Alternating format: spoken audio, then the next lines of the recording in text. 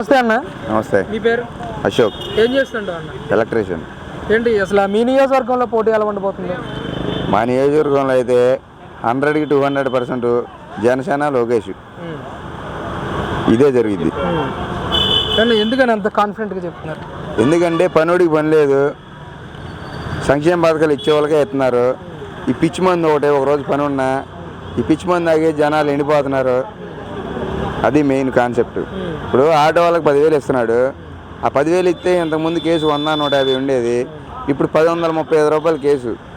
నెలలో 3 రోజులు 3 సార్లు 4 సార్లు అడిగిచ్చే, సంవత్సరానికి ఒకసారి.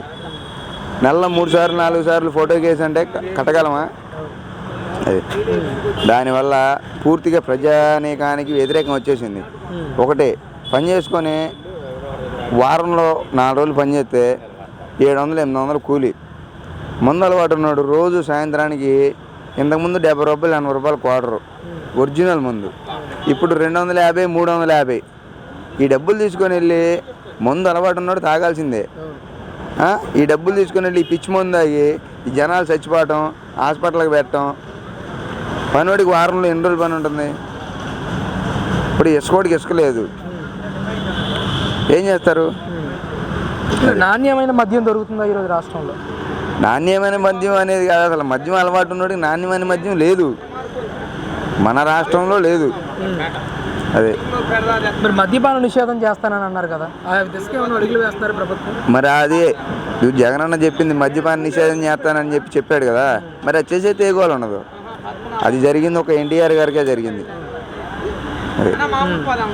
ఏంటంటే మరి మళ్ళీ జగన్మోహన్ రెడ్డి గారు రెండో అవకాశం ఇవ్వండి అని అడుగుతా ఉన్నారు. 170 స్థానాలు గెలుస్తానంటా ఉన్నారు.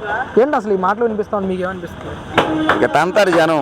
ఆ మాటలు మాట్లాడితే జనాలంటే రోడ్డు మీద రావట్లే, ఇంకా పూర్తిగా వస్తే తంతమే. ఇక అదే ఇసుక గురించి కూడా మాట్లాడుతూ ఉన్నారు. మీది కృష్ణా నదీ పరివాహక ప్రాంతమే కదా, మీకు కూడా ఇసుక దొరకట్లేదా? ఇసుక 8,000, ఇంతకుముందు ఎంత 2,200, 2,500. ఒక సామాన్య మానవుడు పనిచేసి ఒక ఇల్లు కట్టించుకోవాలి, ఒక ట్రక్ తోలించుకోవాలంటే ఇవాళ జరిగే పరిస్థితి కాదు అది. అదే గతంలో ఎంత దొరికేది మీకు ఇసుక? 1,800, 2,000, ఇప్పుడు 5,500. ముఖ్యంగా ఇసుక మీద బేస్ అయ్యి ఎన్ని వ్యవస్థలు పనిచేస్తున్నాయి అంటారు? ఇప్పుడు ఇసుక ఉంటేనే టాపీవాడు ఇల్లు కడతాడు, కరెంటోడు పని చేస్తాడు, మార్బులోడు రాళ్ళు వేస్తాడు, పెయింటర్ సున్నం వేస్తాడు, వడ్రంగోడు చెక్కలు కడతాడు. ఇదే లేకపోతే ఇంకెవరేం చేస్తారు? అది మ్యాటర్.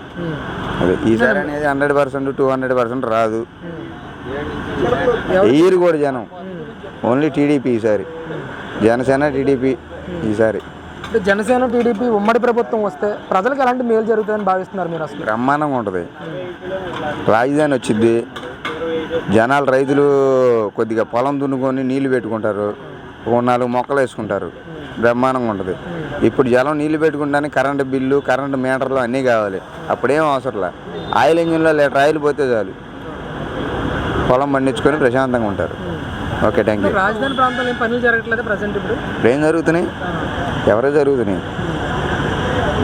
చంద్రబాబు నాయుడు గారిని టిట్కో ఇల్లు మొన్న ఇచ్చాడు, అది ఇవ్వడానికి ఎన్నాళ్ళు పట్టింది? అది పూర్తిగా అందరికి ఇచ్చాడా? ఈసారి మాత్రం జగన్మోహన్ రెడ్డి రాడు, జనసేన టీడీపీనే వచ్చింది.